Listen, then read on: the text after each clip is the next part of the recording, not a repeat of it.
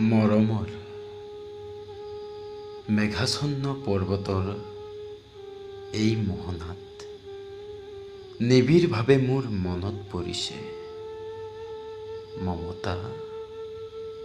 বিদায় মৌন নিথৰ মুহূৰ্তত তোমাৰ চকু উপচি বাৰিষাৰ বান নামিছিল। তাৰ উত্তৰত মই মাথো নিৰুত্তৰ হৈ ৰ'লো। সেইবোৰ অনাসৰী কথা আজি অন্তৰত পৰ্বতীয়া বনপুৰা জুই হৈ আছে। ইয়াত মাথোন হেজাৰ হেজাৰ ফুট ওখ পৰ্বত আৰু পৰ্বত, যাৰ বাহুবন্ধনত কল্পনা ছাই হৈ যায়।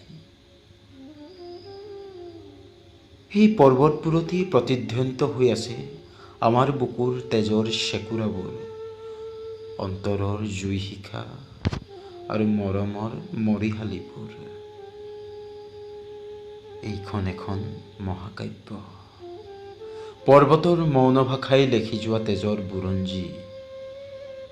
দূৰণিত ৰৈ ৰৈ এয়া শুনিছো কি? শত্ৰুৰ কামানৰ গৰ্জন। দেখিছো কি? ধোঁৱা আৰু ধোঁৱা। এটা কথা জানি থোৱা, শুনা, মৃত্যুৱে যদি অভিনন্দন জনায়, সেই মৃত্যু পাৰিজাত ফুল, তাত দেৱতাৰ আশীৰ্বাদ আছে। সৰ্বশেষত তোমাক একেষাৰ অনুৰোধ কৰোঁ, এই যে আমাৰ ল'ৰা দুটা, সিহঁতক কেতিয়াও বৃত্তিৰ অভাৱ অনুভৱ কৰিবলৈ নিদিবা। সিহঁতক মাথোন একেষাৰ কথাকে ক'বা, যি মৃত্যুৱে দহক জীৱন দিয়ে, সেই মৃত্যু আত্মাৰ দৰে অবিনশ্বৰ। আজিলৈ সামৰো দেই। দীঘলীয়াকৈ চিঠি লিখিবলৈ আজৰি নাই।